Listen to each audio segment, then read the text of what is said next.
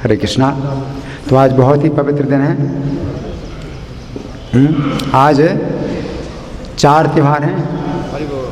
आज 4 त्यौहार हैं और 5वां एक उत्सव चल रहा है 1 महीने का। क्या है वो? हाँ, तुलसी शालिग्राम जलदान। तुलसी शालिग्राम जलदान की सबसे पहले हम चर्चा करेंगे।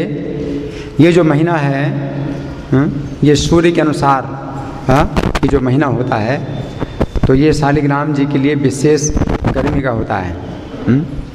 क्योंकि उनका शरीर दूसरा है, हमारा शरीर दूसरा है। तो हमारे शरीर के अनुसार गर्मी का महीना दूसरा होता है, लेकिन शालिग्राम का जो शरीर है वो पत्थर का है।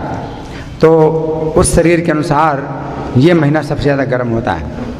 और उनकी गर्मी दूर एसी से नहीं होगी, एसी से, कूलर से, पंखा से नहीं होगी। उनकी गर्मी दूर कैसे होगी? जब उनके ऊपर बूंद बूंद पानी जो है गिरता है, तो उससे उनकी गर्मी दूर होती है। और तुलसी महारानी के नीचे जब उनको रखा जाता है और तुलसी महारानी को उनका जल प्राप्त होता है, तो तुलसी महारानी भी प्रसन्न होती हैं। तो 1 महीने के लिए ये नियम बनाया जाता है। जिनके घर में शालिग्राम है और तुलसी महारानी है, तो उनको बहुत अच्छा अवसर है शालिग्राम और तुलसी को प्रसन्न करने का, कि उन तुलसी के नीचे शालिग्राम को रख करके और एक ऐसा कलश स्थापित करें जिससे बूंद बूंद पानी गिरे शालिग्राम के ऊपर और शालिग्राम का जल तुलसी जी को प्राप्त हो। तो ये तुलसी शालिग्राम जलदान, ये जो है बहुत बड़ा उत्सव है और बहुत उनकी प्रसन्नता प्राप्त होती है। और अब ये जो 5 त्यौहार लिखे हुए हैं, आपके सामने लिखे हुए हैं 5 त्यौहार, है ना। तो सबसे पहले हम श्यामानंद प्रभु के विषय में चर्चा करेंगे। ये गौड़ी वैष्णव चरितामृत में से श्यामानंद प्रभु के विषय में कुछ बातें लिखी हैं। हालांकि इनका चरित्र बहुत विस्तृत है, हमारे पास इतना समय नहीं है कि हम इनकी विस्तार से चर्चा करें। तो इसलिए कुछ चर्चा जो इसमें लिखी है उसके मैं पढ़ के सुना रहा हूँ। श्यामानंद प्रभु का जो है शुरू में जो जन्म हुआ था, तो इनका नाम था दुखी। इनका नाम जो है दुखी कृष्णदास था। क्यों दुखी कृष्णदास था? क्योंकि इनके जन्म के पहले अनेक इनके जो संतानें हैं, उनकी माता पिता की संतानें हैं, उनका देहांत हो गया। तो इसलिए इस बालक की रक्षा करने के लिए खराब नाम दिया जाता है। किसी बच्चे को जो है अगर बचाना है, रक्षा करना है, तो उसको खराब नाम दिया जाता है। तो दुखी नाम दिया, दुखी कृष्णदास। तो माता पिता ने इनका नाम रखा दुखी कृष्णदास। फिर बाद में हृदय चैतन्य से जब इनकी दीक्षा हुई तो इनका नाम पड़ा कृष्णदास। और वृंदावन में जीव गोस्वामी के अधीन गोस्वामी ग्रंथों का अध्ययन करने के लिए इनके साथ में 2 और भक्त हुए। कौन कौन है? नरोत्तम दास ठाकुर और श्रीनिवास आचार्य। तो 3 विद्यार्थियों का एक बैच जीव गोस्वामी ने जो है पढ़ाया था। एक कक्षा में 3 विद्यार्थी थे। तो गौड़ी गोस्वामियों के जो ग्रंथ हैं इनका अध्ययन किया। और नूपुर की जो घटना है वो बहुत ही विस्तृत है। जीव गोस्वामी के आदेश से कृष्णदास रोज प्रातः से भी पहले गलियों को बुहारते थे वृंदावन में, और विनीत सेवा करते थे, विनम्र सेवा करते थे कि वैष्णव लोग जब दर्शन के लिए मंदिरों में जाएंगे तो उनके पैरों को पीड़ा ना पहुँचे, कांटे या कंकड़ उनको ना लगें। एक दिन प्रातःकाल के समय एक सोने का सुंदर नूपुर इनको मिला।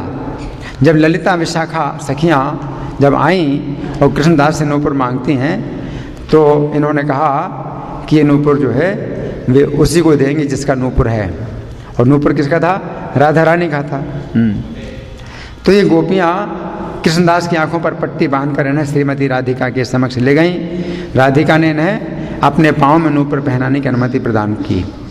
लेकिन ऐसे नहीं, राधा रानी भी ऐसे अपने पैर में नूपुर नहीं पहनाने की अनुमति दे सकती हैं किसी पुरुष को। तो इनका तो पुरुष का शरीर था। तो राधा रानी ने आज्ञा दी, वृंदा देवी को आज्ञा दी कि इसको जो है मेरे कुंड में ले जाओ और मेरे मंत्र का जाप कराओ। तो राधा मंत्र का जाप किया और राधा कुंड में जैसे स्नान किया तो इनको शरीर प्राप्त हो गया कनक मंजरी का। कनक मंजरी का जो शरीर प्राप्त हुआ और इस शरीर से फिर राधा रानी ने अपने पैर में नूपुर बांधने की आज्ञा दी थी। और राधा रानी ने प्रेम से उसी नूपुर के द्वारा जो है कृष्णदास के माथे में कोई निशान अंकित कर दिया, नूपुर का निशान अंकित कर दिया।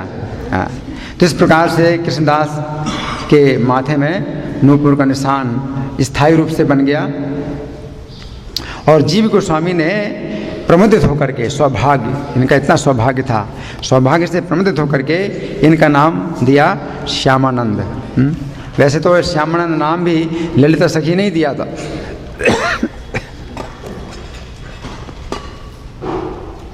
ललिता सखी ने ही श्यामानंद इनको नाम दिया था। और आगे चल कर के बहुत बड़ी समस्या भी आई कि हृदय चैतन्य को जब पता चला कि मेरे शिष्य ने नाम भी बदल लिया है और तिलक का चिन्ह भी बदल लिया, तो फिर बहुत शिकायत हुई, बहुत शिकायत हुई। और उन्होंने जीव गोस्वामी के ऊपर दोष लगाया कि मैंने अपने शिष्य को आपके पास अध्ययन के लिए भेजा था और आपने उसको जो है नया नाम दे दिया और आपने उसको जो है तिलक का चिन्ह भी बदल दिया। तो जीव गोस्वामी ने उत्तर दिया कि मैं उसका तो गुरु बन नहीं सकता, मैं तो उसका शिष्य बनने की भी योग्य नहीं हूँ, जीव गोस्वामी ने कहा। और फिर जीव गोस्वामी ने कहा कि उसी ने मुझे बताया कि स्वप्न में उसके गुरु ने उसे दर्शन दिया और गुरु ने उसे यह नया नाम दिया है। तो फिर इनके गुरु हृदय चैतन्य और ज़्यादा नाराज हुए, रुष्ट हुए कि मैंने स्वप्न में दिया तो उसने स्वप्न की बात सच्ची मानी, जबकि मुझे सूचना भी नहीं थी और मुझे कुछ पता भी नहीं। तो ऐसा कैसे है कि स्वप्न की बात उसने सच्ची मान ली, जबकि मुझे कुछ पता नहीं है कि उसको ये नया नाम मिला। तो फिर बहुत से जो गौड़ी वैष्णव आचार्य थे उनको ले करके कालना से जो है ये वृंदावन आए और फिर सब महंतों की सभा बैठी और उस सभा में जो है इन्होंने श्यामानंद प्रभु को बुलाया और कहा कि अब तुम जो है सच बताओ, क्योंकि मैं तो तुम्हारा त्याग कर रहा हूँ, क्योंकि मैं तुम्हारा गुरु नहीं रहा, तुमने इस प्रकार से अपना नाम बदला, अपना तिलक का चिन्ह बदला। तो फिर इन्होंने फिर ये बताया, इन्होंने फिर उस समय कहा कि आप मुझे 2 मुहूर्त का समय दीजिए। 2 मुहूर्त का मतलब है कितना, 48 मिनट का एक मुहूर्त है, तो 2 मुहूर्त कितना हुआ, 96 मिनट। 96 मिनट का समय दीजिए और मैं जो है हाँ, उस समय हृदय चैतन्य ने कहा कि मैं तुम्हारा श्यामानंद नाम जो है तुम्हारे हृदय में जो लिखा हुआ है इसको धोता हूँ, तुम्हारे तिलक का चिन्ह भी धोता हूँ, और अगर अपने आप आ जाए ये तुम्हारा नाम श्यामानंद लिखा हुआ और तिलक का चिन्ह आ जाए तो मैं मानूंगा कि हाँ सचमुच तुम्हें जो है ये तुम्हारा जो स्वप्न है ये सच्चा है। तो उस समय श्यामानंद प्रभु ने जो है ललिता जी ने जो मंत्र सिखाया था उस मंत्र के द्वारा उन्होंने अपना ये भौतिक शरीर छोड़ दिया, आध्यात्मिक शरीर से ये राधा रानी के स्थान में पहुंच गई और अपने कनक मंजरी के शरीर से पहुंच गई और वहाँ रोने लगी। राधा रानी ने पूछा कि क्यों रो रही हो, तो बताया कि मुझे तो जो है यहाँ आपकी कृपा से नूपुर का चिन्ह मिला था और श्यामानंद नाम मिला था, और अभी मेरे जो गुरु महाराज है वो मेरे ऊपर प्रश्न लगा रहे हैं और सब वैष्णवों की सभा में अब ये बड़ी लज्जा की बात हो रही है मेरे लिए। तो राधा रानी ने सुबल को बुलाया कि इनकी समस्या ठीक करो। तो सुबल बोले कि मैं तो गौरीदास पंडित हूँ, तो इनके गुरु का गुरु हूँ। गौरीदास पंडित ने शरीर छोड़ करके सुबल सखा का रूप प्राप्त कर लिया था। तो राधा रानी से बोले कि मैं तो गौरीदास पंडित, तुम ये बता देना कि मेरे गुरु के गुरु आए थे गुरु के रूप में, यानी मेरे गुरु के गुरु जो गौरीदास पंडित हैं वो हृदय चैतन्य के रूप में मेरे गुरु के रूप में आए थे, उन्होंने मुझे ये नाम दिया। और तुम्हारा जो है ये जो तिलक जो धोया गया है वो जो है मेरी कृपा से फिर से प्रकट हो जाएगा और नाम भी तुम्हारा प्रकट हो जाएगा। तो फिर जो है जब ये आए अपनी चेतना में आए, इन्होंने सब कुछ बताया और हृदय चैतन्य जो धोया हुआ था इनका नाम श्यामानंद नाम वो फिर और अधिक चमकने लगा, दोबारा लिख गया और नूपुर का चिन्ह भी जो दोबारा चमक गया और दोबारा आ गया। तो फिर सब ने जो है फिर इनकी सच्चाई की जो है प्रशंसा की। तो इस तरह से ये बहुत बड़े संकट से छूटे थे। तो आज श्यामानंद प्रभु का आविर्भाव दिवस है। फिर इसमें लिखा है कि हृदय चैतन्य के तिरोभाव के कुछ समय बाद इन्होंने श्यामानंद को स्वप्न में दर्शन दिया और प्रचार कार्य करने के लिए कहा। किन्होंने? हृदय चैतन्य ने। अपने प्रधान शिष्य रसिकानंद की सहायता से श्यामानंद ने गौर नित्यानंद की सेवा का उड़ीसा में सर्वत्र प्रचुर प्रचार किया। तो गौर नित्यानंद की पूजा नहीं होती थी, लेकिन इन्होंने ही फिर शुरू कराई गौर नित्यानंद की पूजा उड़ीसा में सर्वत्र। वृंदावन के राधा श्याम सुंदर और राधा दामोदर के मध्य स्थित मार्ग पर दूसरी ओर श्यामानंद की पुष्प समाधि है, जहाँ दिन रात कीर्तन होता रहता है। श्रील श्यामानंद प्रभु आविर्भाव तिथि महामहोत्सव की। इसके बाद बंसी वादन ठाकुर के विषय में सबसे पहले मैं इसी से पढ़ूंगा, गौड़ी वैष्णव चरितामृत से, और फिर कुछ अन्यत्र से।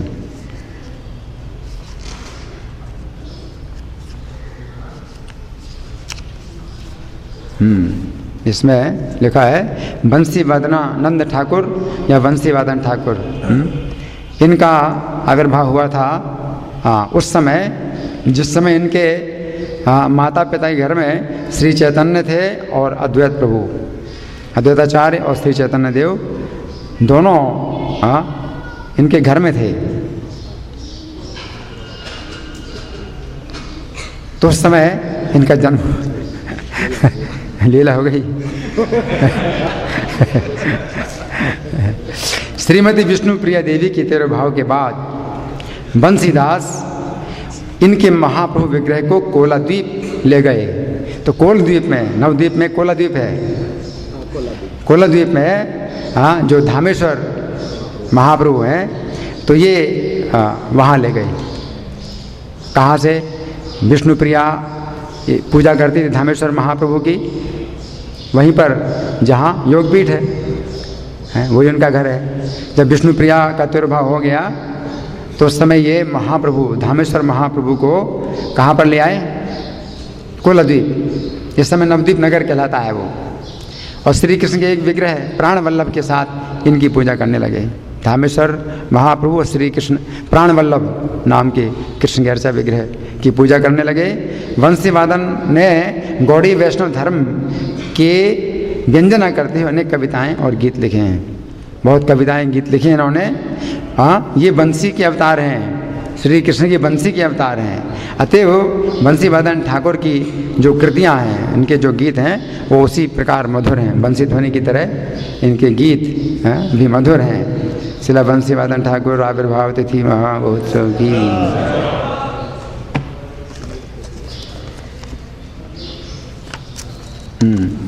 गौर गुणोदेश दीपिका में लिखा हुआ है बंसी कृष्ण प्रिया या सीत सा बंसी दास ठकुरा। श्री कृष्ण की प्रिय बंसी जो थी वो गौर लीला में बंसीदास ठाकुर के रूप में प्रकट हुई। तो ये प्रमाण गौर गुणोदेश दीपिका से।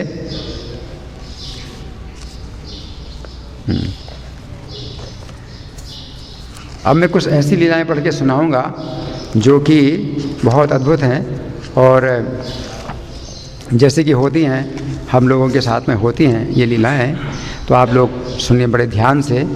ये घटना 4 अप्रैल 2015 की है। 4 अप्रैल 2015 को आज का ही दिन था, यानी बंसी वादन ठाकुर का आविर्भाव दिवस था। तो पिछले साल की ये घटना है। अमृतकेशव प्रभु का नियम है कि मैं जिन जिन लीलाओं को लिखित रूप देता हूँ उन लीलाओं को यथाशीघ्र मेरे कमरे में आकर मुझे पढ़कर सुनाते हैं, और लेखन कार्य में यदि कोई त्रुटि हो तो अपनी ओर से उस त्रुटि को दूर करने के लिए सुझाव देते हैं। तो पिछले दिवस अर्थात दिनांक 3 अप्रैल 2015 के दिवस पर मैंने कुछ लीलाओं को लिखित रूप दिया था, जिनमें से एक लीला दिनांक 9 मार्च 2014 की भी थी, जिसके अंदर बंसी के चिन्ह की बात बार बार निकली थी। अब अमृतकेशव प्रभु दिनांक 3 अप्रैल के दिवस पर जिस समय मेरे द्वारा लिखी हुई लीलाओं को पढ़ने के लिए आए, उस समय श्री कृष्ण ने उनकी बुद्धि को कुछ इस प्रकार मोहित किया कि अमृत केशव प्रभु ने बंसी की चिन्ह वाली उक्त लीला को छोड़कर अन्य सभी लीलाएं पढ़कर मुझे सुना दी।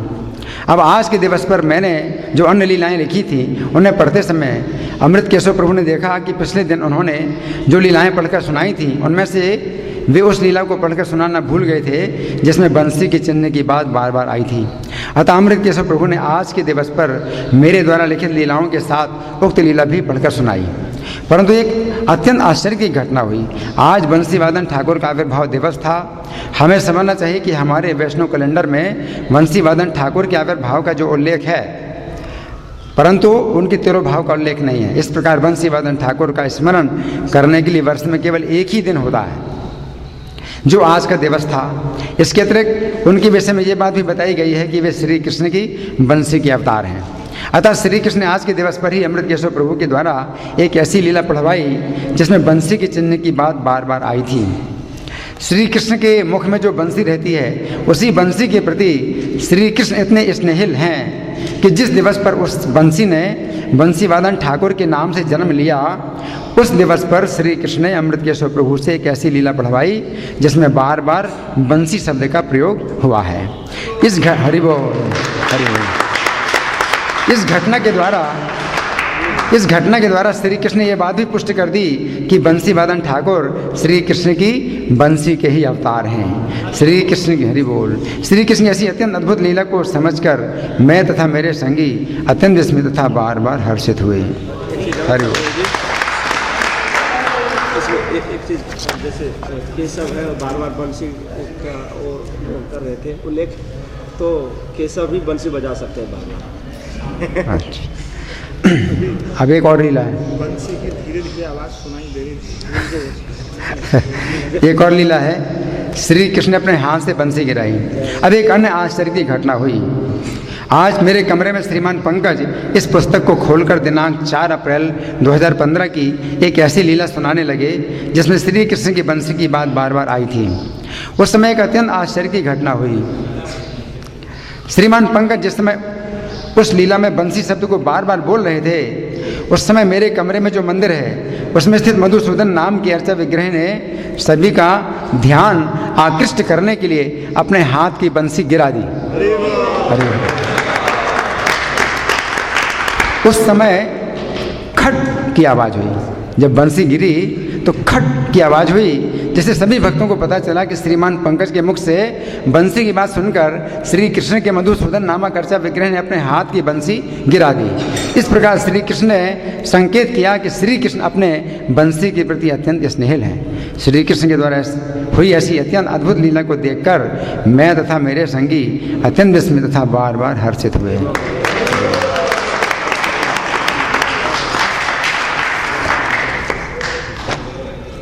अब श्री कृष्ण बसंत रास, तो श्री कृष्ण बसंत रास की जो लीला मैं सुनाऊंगा, तो ये रास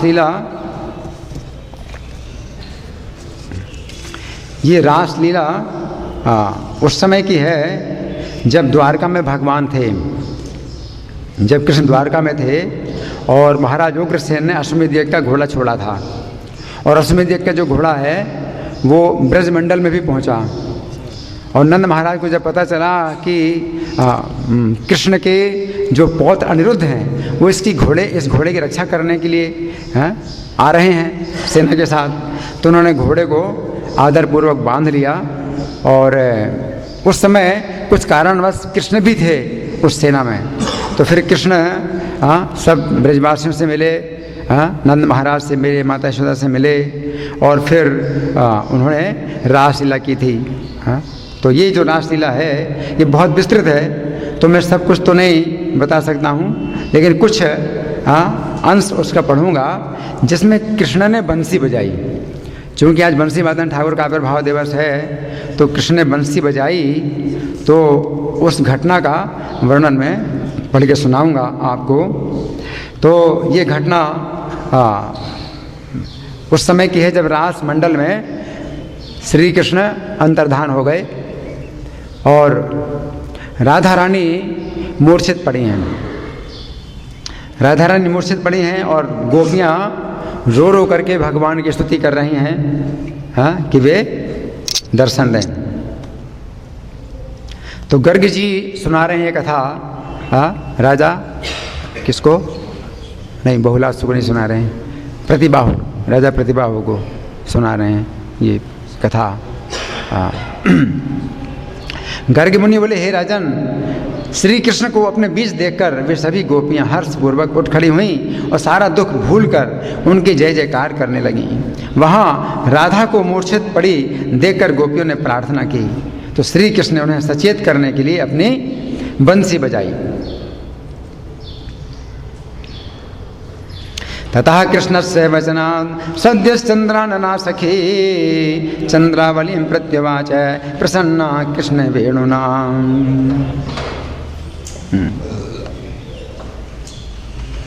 तब भी राधा नहीं उठी, तो श्री कृष्ण ने बारंबार उन्हें वेणु गीत सुनाया। सो सुनकर राधा उठी, कृष्ण के वेणु गीत को सुनकर के राधा उठी, किंतु श्री कृष्ण के वियोग का दुख याद आते ही श्री कृष्ण के देखते देखते पुनः मूर्छित हो गईं।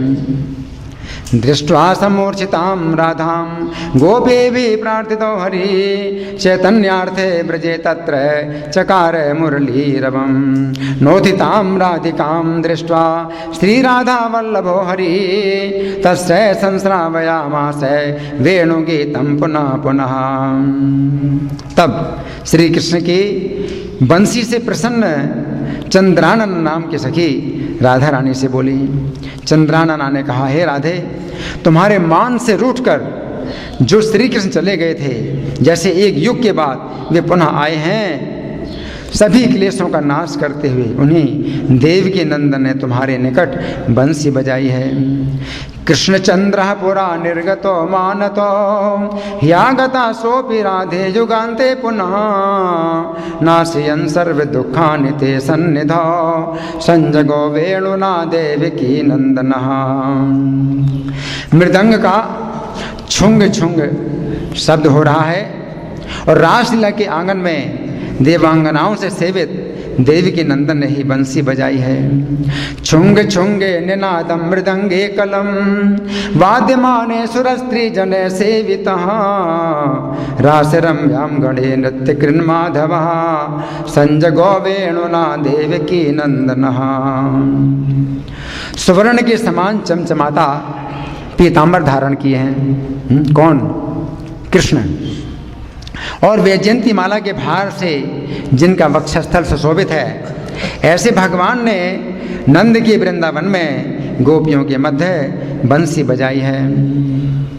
चारु चामी करा भासी वासा विभुर वैजयंती भरा भासी तोरस्थलः नंद वृंदावने गोपिका मध्य गहा संजगो वेणुना देवकी नंदनः। सुंदरी चंद्रावली के नेत्रों से चुंबित गोपों गोपियों और गौओं के प्रिय कंस के वंश रूपी वन को भस्म करने वाले, कंस के वंश रूपी वन को भस्म करने वाले देवकी नंदन ने इस समय बंसी बजाई है। चारु चंद्रावली लोचना चुंबितो गोप गोवृंद गोपालिका वल्लभा कंस वंशाटवी दाह दावानलः संजगो वेणुना देवकी नंदनः। बालिकाओं की तालियों की ताल लीला में आसक्त होकर जिन्होंने अपने भ्रुकुटी का विभ्रम दिखाया है और गोपियों के गीत पर जिनका ध्यान लगा हुआ है, उन्हीं देवकी नंदन ने बंसी बजाई है। बालिका तालिका ताल लालालया संग संदर्शित भ्रूलता विभ्रमा गोपिका गीत दत्तावधाना स्वयं संजगो वेणुना देवकी नंदनः। किरीट, बाजूबंद, किंकिणी और कुंडल से विभूषित सुंदर नंद नंदन ने सबको आनंदित करते हुए तुम्हें प्रसन्न करने के लिए बंसी बजाई है। मौलिमालांगद किंकणी कुंडलैर भूषितो नंदनो नंदराजस्य च प्रीतिकृत सुंदरो देवी प्रीत्या तव संजगो वेणुना देवकी नंदनः। जिन राधा रमण ने पारिजात वृक्ष उखाड़कर सत्यभामा के आंगन में रोपा, उन गोपियों के समूह और देवांगनाओं के काम पूरक देवकी नंदन ने बंसी बजाई है। पारिजातम समुद्धृत्य राधावरो रूपयामास भामा भयादंगणे वल्लभी वृंद वृंदारिका कामुकः संजगो वेणुना देवकी नंदनः। जिन्होंने ऋक्षराज जाम्बवान को पराजित करके स्यमंतक मणि प्राप्त की और उसे राजा उग्रसेन को प्रदान की, उन्हीं देव के नंदन ने बंसी बजाई है। ऋक्षराजम विनिर्जित्य नीत्वा मणिम संददो भीतिवन भूमि नाथाय च सोपिरासे समागत रासेश्वरो संजगो वेणुना देवकी नंदनः। गर्ग जी कहते हैं, राजन, इस प्रकार वंशी वादक श्री कृष्ण की महिमा सुनकर प्रसन्न होकर राधिका उठ खड़ी हुई और श्री कृष्ण से लिपट गईं। इति श्रुत्वा राधिका तो महिमां वेणुवादिनः प्रसन्ना ही समुत्थाय परिरेभे प्रियम प्रिया। तब वृंदावन के स्वामी गोविंद वृंदावन के वृक्षों को देखते हुए वृंदावन निवासिनी राधा के साथ भ्रमण करने लगे। वृंदावने सो गोविंदो रे में वृंदावने वने वृंदावन निवासिन्या पश्यन वृंदावने द्रुमान। हे राजन, समस्त ब्रज बालाओं ने श्री कृष्ण को चारों ओर से घेर लिया, जैसे बिजलियां मेघ को पकड़ लेती हैं। ततः कृष्णं च जगृहु सर्वतो व्रजयोषितः वर्षा काले नपि श्रेष्ठ सौदामिन्यो यथा घनम। तब श्री कृष्ण ने जितनी गोपियां थीं अपने उतने ही रूप बनाकर उनके साथ यमुना जी के तट पर गए। यावती तत्र गोप्यश्च तावन रूप धरो हरि यमुना पुलिनम राजन ताभे साकं समाययौ। इससे स्तुतियों के समान सभी गोपियां बहुत प्रसन्न हुई और भगवान को बैठाने के लिए उन्होंने अपने वस्त्रों से आसन बनाया।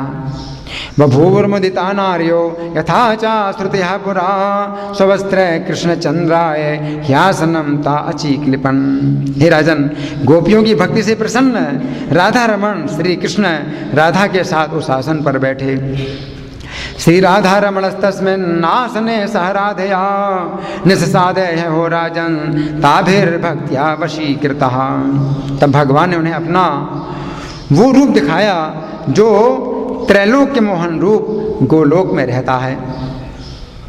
गोलोके यादृशं रूपम दर्श्यामास चादृशम गोपीनाम राधया सार्धम कृष्णम त्रैलोक्य मोहनम। गोकुल के चंद्रमा श्री कृष्ण के उस परम अद्भुत रूप को देखकर गोपियां ब्रह्म आनंद में निमग्न हो गईं, अतः वे अपने आप को भी नहीं जान सकीं कि हम कौन हैं। दृष्ट्वा गोकुले चंद्रस्य स्वरूपं परमाद्भुतं स्वात्मानं नाविदन् गोप्यो ब्रह्मानंदेन निर्वृता। कुछ देर स्थल पर विहार करके गोपियों की भक्ति के वशीभूत भगवान श्री कृष्ण ने राधिका और अन्य गोपियों के साथ जल विहार करने के लिए यमुना के जल में प्रवेश किया। स्थले कृत्वा विहारं तो विवेश यमुना जलम ताभिर्भक्त्या वशीभूतो गोपीभिः सह राधया। जैसे अप्सराओं के साथ इंद्र मंदाकिनी नदी में जल विहार करते हैं, वैसे ही कृष्ण सब गोपियों के साथ यमुना जी में जल विहार करने लगे। वाराम विहारम भगवान त्रिभि सार्धम चकारः मंदाकिन्याम यथा सक्रो ह्यप्सरोभिर्वृतो दिवि। हे राजन, बिहार के समय माधव राधिका पर और राधा माधव पर जल्दी जल्दी जल के छींटे डालने लगीं। माधवो माधवीं राजन माधवी माधवम जले अन्योन्यम तो चतुः सलिले सलिले स्वरम। उस समय राधा के जूड़े और भगवान के केश पास से गिरे विविध रंग के फूलों से यमुना जी इस प्रकार शोभित हुई जैसे उन्होंने अनेक रंग के फूलों की बंधी पगड़ी पहन रखी हो। कबरी केश पाशाभ्याम प्रच्युत कुसुमैर्बभौ यमुना चित्रवर्णश्चा यथोष्णिं मुद्रिता नृप। ये सौंदर्य देखकर विद्याधरियों और देवांगनाओं ने उन पर फूलों की वर्षा की। उस समय जल विहार से निवृत्त होकर वे जल से बाहर निकले और वहां से गोवर्धन पर्वत की ओर चले। विद्याधर्यो देव पत्न्या पुष्प वर्षम प्रचक्रिरे प्रसदन वस्त्रनी व्यस्ता मोहम प्राप्ता स्मरातुरा अति कृष्ण वारी लीलाम कृत्वा वलीले आयुतः जलान निष्क्रम्य राजेंद्र गिरिम गोवर्धनम ययो। हे राजन, सभी उनकी सहचरी गोपियां भी उनके पीछे पीछे चलीं। उनमें से कोई सखी हाथ में पंखा लिए थी, कोई चमर चला रही थी, कोई तांबूल, कोई दर्पण, कोई आभूषण और कोई सखी फूलों की झोली लिए थी। कोई चंदन, कोई पूजा पात्र, कोई महावर, कोई सखी वस्त्र लिए थी, कोई सखी मृदंग, कोई कांस्य पात्र, कोई मुरज और कोई सखी हाथ में वीणा लिए थी, कोई हाथ में खड़ताल लिए थी, कोई गायन गा रही थी। उस समय ऐसा लगा कि 6 राग और 36 रागिनियाँ ब्रजबालाओं का रूप धारण करके वहाँ उतर आई हैं। काचित् तांबूल हस्ताश्चा काचिन् दर्पण वाहका काचिन् भूषण हस्ताश्चा काचिन् कुसुम वाहका काचित् चंदन हस्ताश्चा काचिन् भाजन वाहका काचिन् द्यावद हस्ताश्चा काचिन् नम्बर वाहका काचिन् मृदंग हस्ताश्चा काचित् कांस्यधराश्च वै मुरयष्टिधरा काचिन् वीणाधरा परा। वे गोपियाँ पूर्व काल में राधा के साथ गोलोक से भारत आई थीं। यहाँ श्री कृष्ण के समक्ष उन्होंने अपना नृत्य गान प्रस्तुत किया। बाद में मदन मोहन श्री कृष्ण ने इन गोपियों के बीच में जाकर नृत्य किया। अपनी बंसी से गीत गाते हुए उन्होंने तीनों लोक मोह लिए। विभिन्न प्रकार के वाद्य, किंकणी, कंकण और नूपुर से मिश्रित तुमुल निनाद सारे रासमंडल में गूंज उठा। श्री कृष्ण के रासमंडल को देखकर सभी देवता और देवांगनाएं मूर्छित हो गए। हरि बोल। चंद्रमा की चांदनी में चंचल श्री कृष्ण राधा के साथ चलते हुए बिजली युक्त मेघ के समान दिखाई दे रहे थे। उसी गोवर्धन पर्वत पर उन्होंने माला, महावर, काजल और कमल की पंखुड़ियों से राधा का श्रृंगार किया। राधाया तत्र श्रृंगारम श्रृंगिनियावग कज्जल चक्रे कमल पद्राद्यैर गिरो गिरिधरो महान। श्री राधा के बीड़े को भगवान खा गए और कृष्ण के दिए बीड़े को राधा बड़े हर्ष से खा गई। सती राधा ने हठात श्री कृष्ण के चबाए पान को लेकर भक्ति पूर्वक खा लिया। जब भगवान ने राधा के चबाए हुए पान की मांग की तो भयभीत राधा ने नहीं दिया और उनके चरणों में गिर पड़ी। हरि बोल। बसंत ऋतु से परिपूर्ण वृंदावन में श्री कृष्ण ने कामदेव के समान नाना प्रकार के श्रृंगार किए। वृंदावन हरिस्ताभिर वसंत ऋतु प्रपूरिते नाना प्रकारम श्रृंगारम सचकार है मनोजवन। कुछ गोपियों ने श्री कृष्ण के अधरामृत का पान किया, कुछ ने भुजाओं में भरकर दृढ़ आलिंगन किया। गोपियों के स्तन पर लगा केसर छूटकर भगवान के शरीर में लग गया, जिससे वे स्वर्ण वर्ण के शोभित हो गए। भगवान का पूरा शरीर सोने जैसा हो गया। गोपियों के स्तन का केसर लग गया। ततस्तु कृष्णस्तु भगवान गोपीनां कुछ कुंकुमे सुवर्ण वर्णो भूत्वा वह रेजे मदन मोहना। फिर गोपी वल्लभ कृष्ण ने कदली वन में गोपियों के साथ रास किया। हे राजन, हेमंत ऋतु की वह रात्रि लंबी रात्रि गोपियों के रास विलास के आनंद में क्षण भर के समान बीत गई। एवं हेमंत रजनी गोपी नाम रास मंडले व्यतीता क्षणवद राजन नित्यानंदे न तत्र वै। इस प्रकार रास करके श्री कृष्ण नंद जी के घर गए। रास संपन्न हो जाने पर राधा बृषभानु के घर गईं। बाकी गोपियां अपने अपने घर चली गईं। अथ नंदस्य सदनम रासम कृत्वा यो हरि वृषभानुपुरम राधा तथा गोप्यो गृहान ययुः। हे राजन, ब्रज के गोपों को इस रासलीला की खबर भी नहीं हुई, क्योंकि गोपों ने अपनी अपनी पत्नियों को अपने पास ही देखा। राधा माधव के श्रृंगार चरित्र को जो लोग पढ़ते या सुनते हैं, सुन रहे हैं आप लोग? तो सुनिए, नकल नहीं करना है, इस लीला की नकल नहीं करना है। राधा माधव के श्रृंगार चरित्र को जो लोग पढ़ते या सुनते हैं वे अंत में अक्षरधाम गोलोक धाम को प्राप्त करते हैं। हरि बोल। एवं हेमंत रजनी गोपी नाम रास मंडले व्यतीता क्षणवद राजन नित्यानंदेन तत्र वै अथ नंदस्य सदनम रासम कृत्वा यो हरि वृषभानुपुरम राधा तथा गोप्यो गृहान् ययुः न जानन्ति ब्रजे गोपा रासवार्तां हरेरपि स्वान् स्वान् द्वारान् स्वपार्थस्थान् मन्यमानान् नृपेश्वर इदं शृंगार चरितं राधा माधवयो परम ये पठन्ति च शृण्वन्ति ते ब्रजस्यन्ति चाक्षरम। अब एक त्यौहार रह गया है, कौन सा? बलराम रास यात्रा। तो इसको मैं पढ़ के सुनाऊंगा। हालांकि ये लीला श्रीमद् भागवत में भी है, लेकिन कुछ नए ढंग से गर्ग संहिता में भी लिखी है। तो ये कथा सुन रहे हैं दुर्योधन बलदेव जी के विषय में, बलदेव जी की महिमा जो है दुर्योधन सुन रहे हैं अपने गुरु से। उनके गुरु हैं प्राट विपाक मुनि। तो दुर्योधन ने पूछा कि हे मुनि सत्तम, भगवान बलभद्र जी ने नाग कन्या गोपियों के साथ यमुना जी के तट पर कब विहार किया था? बलदेव जी की जो गोपियां हैं वो अलग ही यूथ है उनका, नाग कन्याएं हैं ये, इनका संबंध कृष्ण के साथ नहीं है। जो कृष्ण के साथ गोपियां संबंधित हैं उनका संबंध बलदेव जी के साथ नहीं है। तो बलदेव जी के साथ जो गोपियां हैं, ये नाग कन्या गोपियां हैं, ये अलग ही हैं, इनका यूथ अलग ही है। तो दुर्योधन पूछ रहा है कि कब यमुना जी के तट पर विहार किया। मुनि शार्दूल है भगवान बलभद्रो नाग कन्या फिर गोपी भी गदा कालिंदी कोले विजहार। प्राण विभाग मुनि बोले, एक समय की बात है, ब्रज के बंधुओं को देखने की बलराम जी के मन में बड़ी उत्कंठा पैदा हुई। तब वे अपने ताल ध्वज से युक्त रथ पर सवार होकर द्वारका से निकले। बलदेव जी का रथ अलग है, कृष्ण का रथ है गरुड़ ध्वज। गरुड़ का चिन्ह है उनके रथ की ध्वजा में। किसके रथ की ध्वजा में? कृष्ण के रथ के गरुड़ ध्वज। और बलदेव जी के रथ की ध्वजा में ताल का चिन्ह है, तो ताल ध्वज, वो रथ भी कहलाता है ताल ध्वज।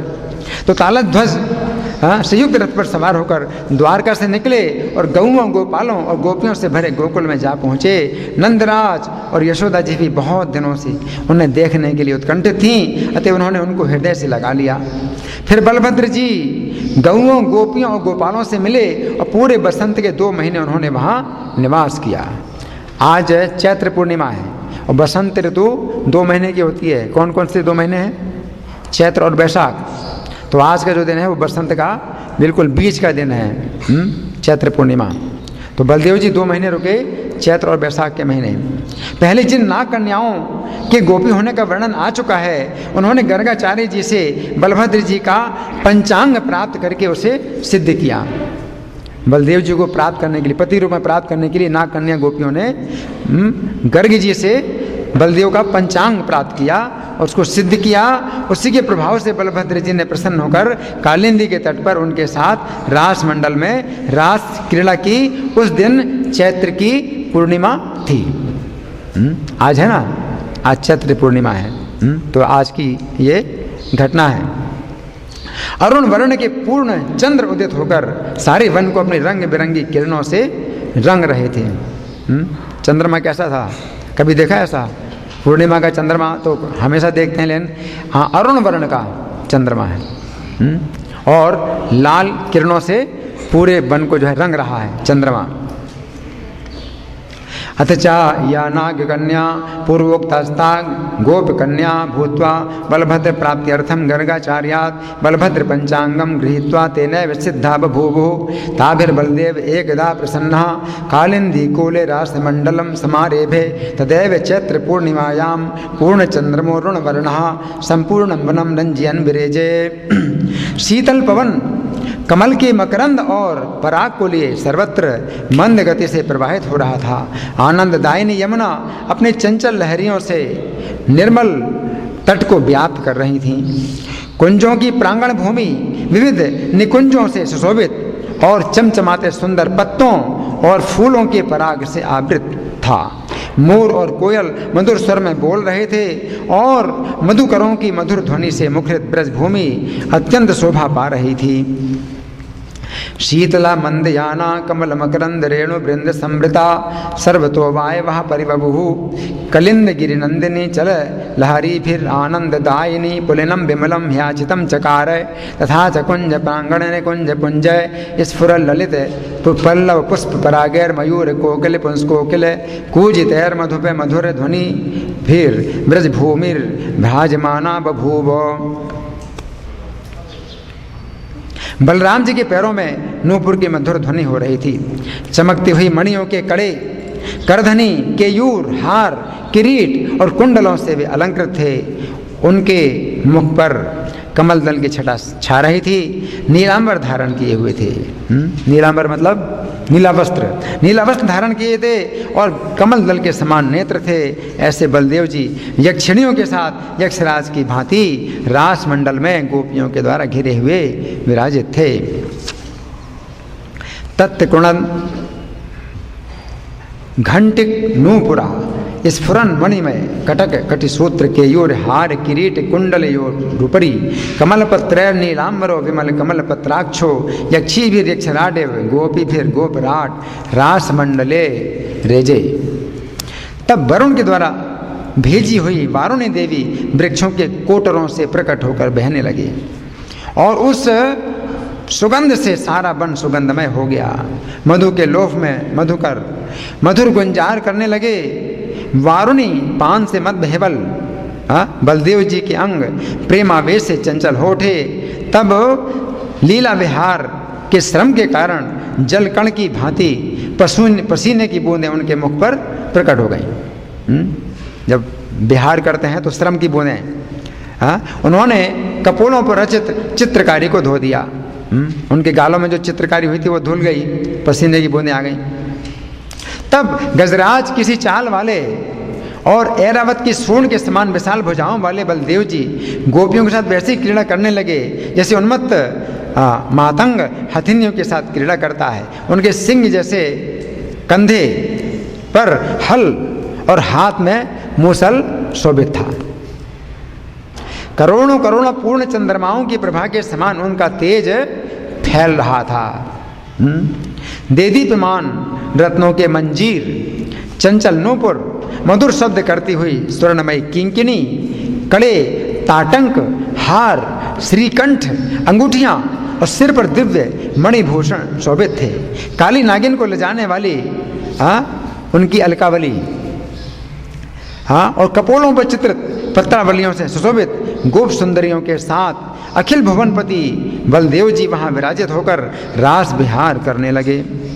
अतः वरुण प्रेषिता वारुणी देवी पुष्पभार गंधिलोभिः मिलिंद नादित वृक्ष कोटरेभ्या पतंती सर्वतो वनम सुरभि चकार तत्पान मद भेवलः कमल विशालताम्राक्षो मकरध्वज वेश चलत धुर्यांग भंगो विहार खेद प्रस्वेदाम्बु कणेर गलत गंड स्थल पत्र भंगो गजेंद्र गतिर गजेंद्र सुंडादंड समदोर दंड मंडितो गजीभिर गजराज इन्वो एवोन्मत्तः सिंहासन न्यस्तहलो मुसलपाणि कोटिंद पूर्ण मंडल संकासः प्रोद्गमत रत्न मंजीर प्रचल नूपुर प्रकणत कनक किंकिणी भी कंकण स्फुरत तार टंक पुरटहार श्रीकंठांगुली शिरोमणि भी प्रविडम्बिनी कृत सर्पिणी श्याम वेणी कुंतल ललित गंडस्थल पत्राविलि भी सुंदरीभिर भगवान भुवनेश्वरो विभ्राजमानो विरराज अथ चरे में। फिर यमुना के किनारे वन में विचरण और क्रीड़ा करते हुए बलदेव जी के मुख कमल पर पसीने की बूंदें दिखाई देने लगीं। तब उन्होंने स्नान और जल क्रीड़ा करने के लिए दूर से ही यमुना जी को पुकारा, परंतु वे नहीं आईं। फिर तो बलदेव जी ने क्रोध में भरकर हल्की नोक से यमुना जी को खींच लिया और कहा, अथावाव कालिंदी कूलकांतार पर्यटन विहार परिश्रमो स्वेद बिंदु व्याप्त मुखार बिंद स्नानार्थम जल क्रीडार्थम यमुना दूरात् स आजुहाव ततस्तुनागताम तटिनीम हलाग्रेण कुपितो विचिकर्ष इति होवाच च। आज मैंने तुमको बुलाया किंतु तुम मेरा अपमान करके नहीं आई। कौन कह रहे हैं? बलदेव जी कह रहे हैं आज मैंने तुमको बुलाया, पहली बार बुलाया, और पहली बार अवज्ञा की। आज मैंने तुमको बुलाया किंतु तुम मेरा अपमान करके नहीं आई, तुम मनमाना बर्ताव करने वाली हो। अच्छा भी इस मूसल के द्वारा मैं तुम्हारे 100 टुकड़े कर देता हूँ। यमुना जी को जब बलराम जी ने इस प्रकार डांटा तभी अत्यंत भयभीत होकर उनके चरण कमलों पर गिर पड़ी और बोली, अद्य माम अवज्ञाय नायासी मया होतापि मुसलेन त्वाम कामचारणीम सतथा नेश एवं निर्भर्तता सा भूरि भीता यमुना चकिता तत्पादयो पतितो वाच। हे लोकाभिराम राम, हे संकर्षण, हे बलभद्र, हे महाबाहु, मैं आपके असीम बल पराक्रम को नहीं जानती थी। आपके ही मस्तक पर सारा भूमंडल सरसों के समान पड़ा रहता है। पूरा भूमंडल आपके मस्तक पर कैसे पड़ा हुआ है? सरसों के समान। आपके सिर में सरसों अगर पड़ा हो तो आपको पता चलेगा? नहीं पता चलेगा। आपके सिर पर जो है पूरा भूमंडल सरसों के दाने के समान पड़ा रहता है। मैं आपके परम प्रभाव से अनभिज्ञ हूँ और आपकी शरण में आई हूँ। आप भक्त वत्सल हैं, मुझे छोड़ दीजिए। राम राम संकर्षण बलभद्र महाबाहो तब परम विक्रमम न जाने यस्य कस्मिन् मूर्धनि सरसप वत् सर्वं भूखंड मंडलम दृश्यते तस्य तव परम अनुभावम अजानन्तीं प्रपन्नां मां मोक्तुम योग्योसि तुम भक्त वत्सलोसि। इस प्रकार प्रार्थना करने पर गोपराज बलभद्र जी ने यमुना को छोड़ दिया और हथिनियों के साथ गजराज की भांति वे गोपियों के साथ जल क्रीड़ा करने लगे। तब उनके यमुना से बाहर निकलने पर यमुना जी ने आकर उन्हें बहुत से नील वस्त्र दिए, क्योंकि वे नीले रंग के वस्त्र ही धारण करते हैं। तो यमुना जी ने उनको बहुत से नील वस्त्र दिए और स्वर्ण और रत्नों के आभूषण भेंट किए। हे दुर्योधन, बलदेव जी ने उन सब वस्त्राभूषणों को पृथक पृथक गोपियों में बांट दिया, प्रसादी वस्त्र दे दिए और स्वयं नीलांबर और नवीन रत्नों से निर्मित स्वर्णमाला को धारण करके ऐरावत की भांति विराजमान हो गए। ऐरावत हाथी इंद्र का है। ऐरावत हाथी का रंग भी चंद्रमा के समान है। बलदेव जी का भी रंग चंद्रमा के समान है, इसलिए ऐरावत हाथी की तुलना की गई। ये सामान्य हाथी तो काले रंग के होते हैं, तो बलदेव जी से तुलना सामान्य हाथियों की नहीं जा सकती। ऐरावत हाथी जो है चंद्रमा के समान चमकीला सफ़ेद रंग है, ऐरावत हाथी के समान है।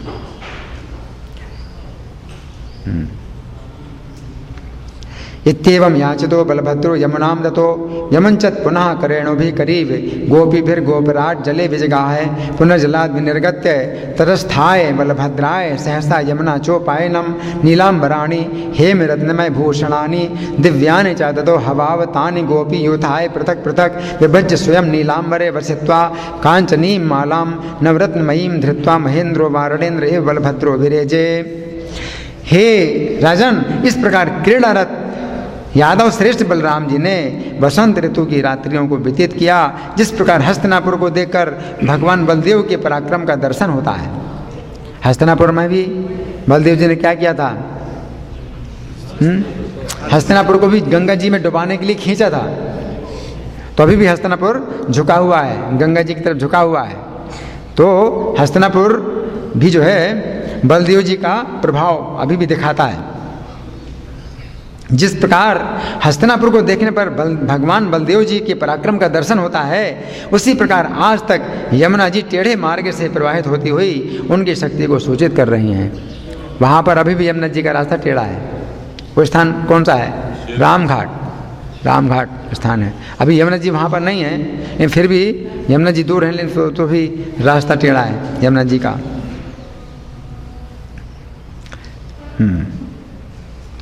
भगवान बलदेव के इस रासलीला के प्रसंग को जो मनुष्य सुनता अथवा सुनाता है, सुन रहे हैं? आप लोग सुन रहे हैं?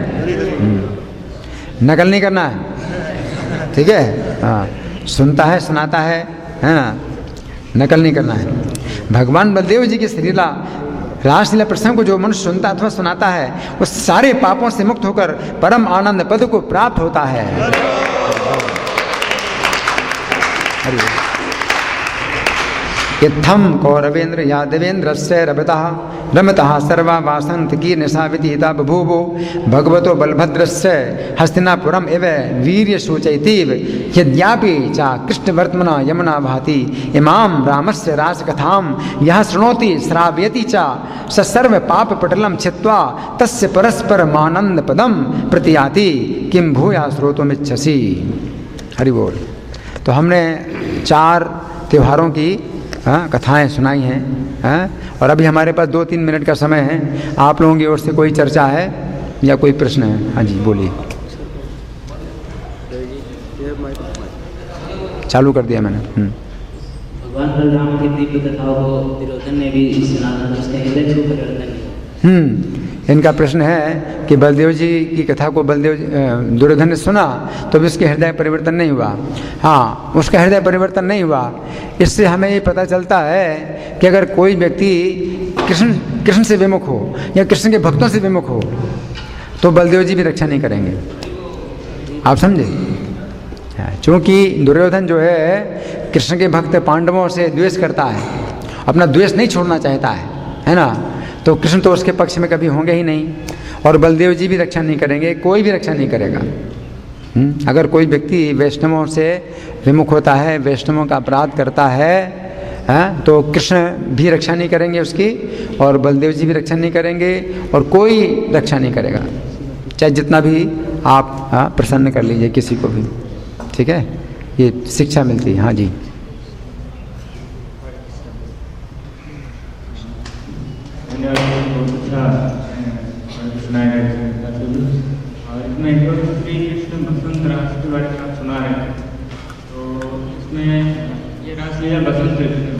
नहीं, जो मैंने सुनाई ये वास्तव में बसंत ऋतु की रासलीला नहीं है, लेकिन चूँकि बसंत ऋतु की रासलीला हमें मिली नहीं इसलिए मैंने एक सुना दिया, लेकिन वास्तव में बसंत ऋतु की नहीं है ये।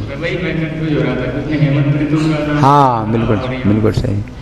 तो ये जो है शरद पूर्णिमा की है। और कोई अक्षर का क्या मतलब है? अक्षरधाम है। अक्षरधाम, हाँ, इसमें अक्षरधाम बताया गया है। अक्षरधाम अक्षरधाम भी यहाँ है। हाँ जी, हाँ मधुमंगल कुछ बोल रहे हैं? हाँ, इसी संबंध में बोल रहे हैं। अक्षरधाम, ठीक है, बोलिए।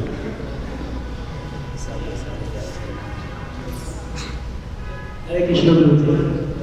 जो कृष्ण बसंत रास है इसके विषय में थोड़ा सा क्या आगे है आप? 2 मिनट थोड़ा सा। हाँ हाँ हाँ, बोलिए बोलिए बोलिए, जरूर।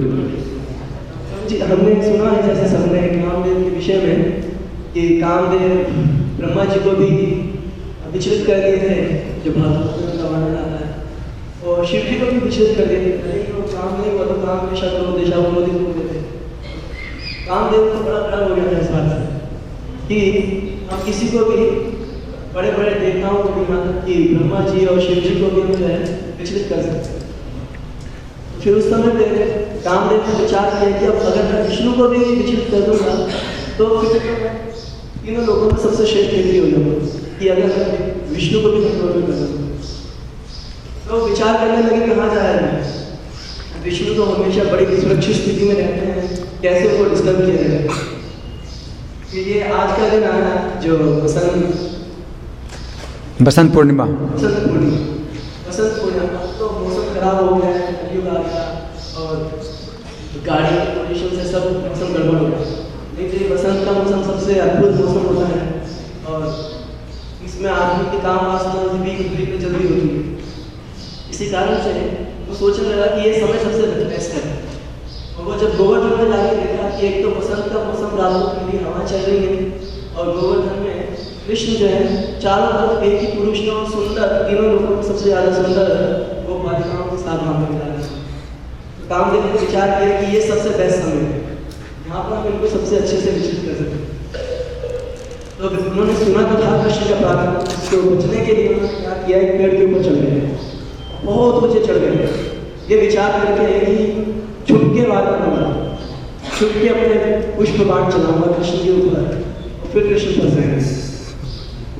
तो जब पेड़ों के ऊपर चढ़ गया उसने क्या देखा कि श्री कृष्ण की शोभा जो है, चारों तरफ जो स्त्रियां हैं वो ऐसी लग रही है जैसे कि स्वर्ण के बीच में नीलमणि। और जब उन्होंने कृष्ण की ओर देखा और कृष्ण ने जैसे अपनी आंखों को घुमाई, तो उनको देख के उनकी भ्रूमों को देख के इतने आकर्षित हो गए कि कृष्ण के बाद तो क्या करेंगे अपने बाणों से, वहां से मूर्छित होकर पेड़ से नीचे धम गए। हरि बोल, हरि बोल। सारी गोपियां जल्दी की यहाँ पे अचानक ऐसे तो नहीं आ गया, इतना अद्भुत आवाज। कृष्ण बोले चिंता मत करो, विजयी करने के लिए आया था। तो फिर इसी बात से हमें स्मरण आया कि श्रीमद् भागवतम में भी इस स्थान पे कपिल देव जी वर्णन करते हैं कि हासम हरे नवंता किल लोकति शोका शुशाद चोषण सम्मोहन दया चेतो निज माया यस्य श्री कृष्ण अपने मोहों को रचते ही अपने अंतरंग की शक्ति से, जिससे कि कामदेव जो उनके भक्तों को डिस्टर्ब करने के लिए आते हैं वो मूर्छित होकर पीछे हो जाए। तो इसलिए वहाँ पे वर्णन भी करते हैं कि भक्त लोग कृष्ण की मोहों पे और चरणों पे ध्यान लगाते हैं कि कामदेव